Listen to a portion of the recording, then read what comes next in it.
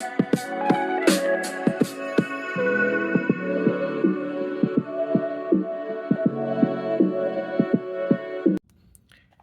question number 17. An electrical heater of resistance 8 ohm draws 50 ampere from the service mains for 2 hours. Calculate the rate at which heat is developed in heater. क्या पूछा है आपसे कि एक electric heater है जिसका resistance R आपको दे रखा है 8 ओम, वो क्या करता है 15 एम्पियर करंट को यूज़ करता है फॉर 2 आवर्स के लिए। ठीक है, आपसे क्या पूछा गया है, rate at which heat is develop in heater, कि किस रेट पे हीटिंग प्रोड्यूस्ड होगी हीटर में, आपसे वो पूछा गया है। ठीक है, इसमें सिंपल आपसे हीटिंग नहीं पूछी गई है, क्या पूछा गया है, हीटिंग का रेट पूछा गया है। ठीक है, तो अगर हीटिंग पूछ जाती तो हम सिंपल एच का फॉर्मूला यूज़ कर लेते, लेकिन यहाँ पे क्या पूछा, रेट पूछा, तो हम क्या करेंगे, जो रेट होती है वो किससे निकालते हैं, हम पावर से निकालते हैं इसको। ठीक है, तो इसके लिए हम क्या यूज़ करेंगे, the rate at which heat develop is calculated by using develop is given by या is defined by पावर। ठीक है, तो हम पावर का फॉर्मूला यूज़ करेंगे। देखो, पावर का फॉर्मूला हम यूज़ करेंगे आई स्केयर आर। पावर के फॉर्मूले और भी होते हैं, वी स्केयर अपॉन आर भी होता है। ठीक है, इस जगह हम ये आई स्केयर आर ही क्यों यूज़ कर रहे हैं, क्योंकि हमें क्या दे रखा है, इसमें आई भी हमें दे रखा है और आर भी हमारे पास ऑलरेडी गिवन है। ठीक है, तो इसलिए हम ये फॉर्मूला यूज़ कर लेते हैं। तो आर, यहाँ पे आर की वैल्यू कितनी है 8 ओम एंड आई की वैल्यू कितनी है 15 एम्पियर। ठीक है, तो पावर का फॉर्मूला निकालते हैं, पावर में की वैल्यू में पुट करते हैं हम, I is equal to 15, square है तो 15 को 2 बार मल्टीप्लाई करेंगे, एंड आर इज़ 8, तो 8 हम। Why is tungsten used almostly exclusively for filament of electric lamps. ठीक है, कि टंगस्टन को हम एज ए फिलामेंट क्यों यूज़ करते हैं इलेक्ट्रिकल लैंप्स में। ठीक है भाई, तो इलेक्ट्रिक लैंप क्या होता है कि ऐसा डिवाइस जो जिसके अंदर से बार बार करंट पास हो, इलेक्ट्रिक करंट पास हो, और उसके बाद क्या हो, वो हीट अप होकर ग्लो करना स्टार्ट करता है, हमें लाइट देता है। ठीक है, तो मेनली क्या करता है, हीटिंग इफेक्ट पे वर्क करता है आपका।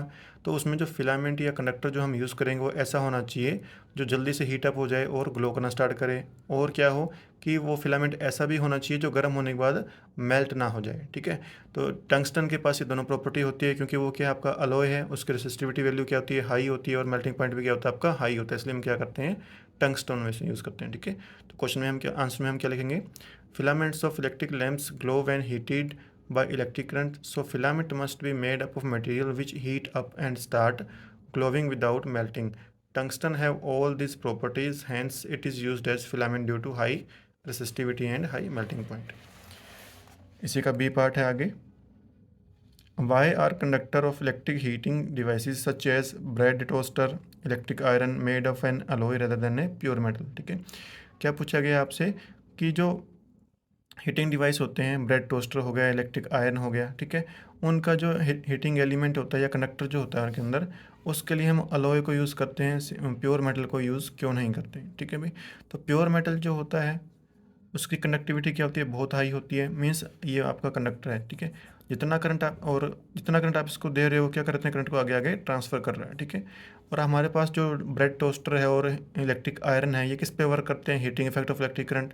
भाई करंट पास होने से जब ये गर्म होंगे तभी तो क्या होगा, इनका जो फंक्शन है वो परफॉर्म हो पाएगा। ठीक है, लेकिन प्योर मेटल क्या करता है, जितना करंट इसको आप दे रहे हो उतना तो क्या कर रहा है, आगे वो सप्लाई कर रहा है। ठीक है, तो जब तक उसमें अपोज नहीं होगा, ठीक है, रेजिस्टेंस नहीं क्रिएट होगा, वो हीट अप नहीं होगा, ठीक है, तो हमारे डिवाइस वर्क नहीं कर पाएंगे। ठीक है, तो हमें ऐसा कंडक्टर चाहिए जो कि जिसमें क्या हो, रेसिस्टिविटी या रेजिस्टेंस की वैल्यू क्या हो, ज़्यादा हो, करंट का अपोज ज़्यादा हो, जिसकी वजह से क्या हो जाए, वो आपका हीट अप हो जाए और आपका डिवाइस है वो वर्क करे। ठीक है, इसके लिए हम क्या करते हैं, फिर अलॉयज़ का यूज़ करते हैं। क्यों यूज़ करते हैं, क्योंकि अलॉयज़ का क्या होता है, रेसिस्टिविटी क्या होती है, ज़्यादा होती है, और सेकंड फ़ायदा क्या होता है कि वो मेल्ट नहीं होते, हीट अप होने के बाद वो मेल्ट नहीं होते। ठीक है, तो क्या लिखेंगे इसमें, bread toaster and electric irons work on heating effect of current, so they need a conductor which get heated early and do not melt on heating.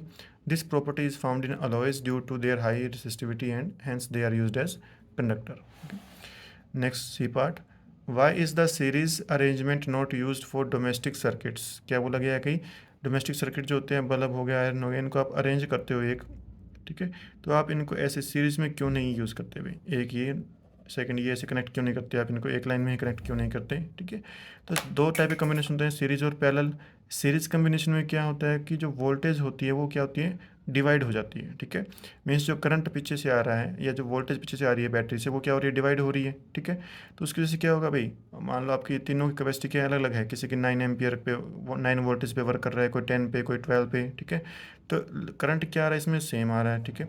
तो क्या होगा भाई, इसने यूज़ कर लिया, फिर क्या हो गया, उसकी वैल्यू कम हो गई, फिर इसने यूज़ कर लिया और कम हो गई, इसकी वैल्यू और कम हो गई। इसकी वजह से क्या होगा कि इनको जो पावर मिल रही है, वोल्टेज मिल रही है, वो क्या हो रही है, हर बार कम होती जा रही है, ठीक है। चाहिए कि इनका ज़्यादा मिल क्या रही है, इनको कम मिल रही है। तो उसकी वजह से क्या होंगे, थोड़ी देर में क्या होंगे, आपके हीट अप हो जाएंगे और आपका सर्किट जो होगा वो क्या होगा, मेल्ट हो जाएगा, ठीक है। तो इससे ये वाला अगर मेल्ट हो गया तो आगे आपके जो करंट है वो नहीं पहुंचेगा, तो आगे वाला डिवाइस आपका वर्क नहीं करेगा, ठीक है। तो इसलिए क्या करते हैं, इनको हम सीरीज़ में अटैच नहीं करते। क्या लिखेंगे इसमें, देखो, in series circuit voltage is divided. Each component of a series circuit receives small voltage, so amount of current decreases, and due to this device becomes hot and does not work properly. Also, if one device got fail, all other stop working. ठीक है। Next part D, how does resistance of a wire very with its area of cross section, ठीक है।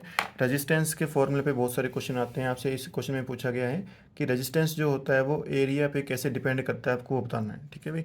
कि अगर आप area of cross section को change करते हो, वायर की मोटाई जो है, कंडक्टर की मोटाई, उसको अगर आप चेंज करते हो तो रेजिस्टेंस पे क्या फ़र्क पड़ता है, ठीक है। तो रेजिस्टेंस का फॉर्मूला होता है R is equal to resistivity into L upon A, ठीक है। ए क्या होता है, आपका एरिया ऑफ क्रॉस सेक्शन। तो आर जो है वो ए के इन्वर्सली प्रोपोर्शनल है, मीन्स अगर जैसे जैसे एरिया बढ़ेगा इस आर की वैल्यू क्या होगी, डिक्रीज करती जाएगी। होता क्या है भाई, आपका ये कंडक्टर है, ठीक है। अब कंडक्टर में क्या कर रहे हैं, पोटेंशियल डिफरेंस आपने क्रिएट कर दिया, उसकी वजह से क्या कर रहे हैं, इलेक्ट्रॉन फ्लो कर रहे हैं। जब इलेक्ट्रॉन फ्लो कर रहे हैं तो वो क्या करते हैं भाई, एक दूसरे के साथ कोलिजन करते हैं, टक्कर मारते हैं, ठीक है। उसकी वजह से क्या होता है, एक रेजिस्टेंस क्रिएट होता है, ठीक है।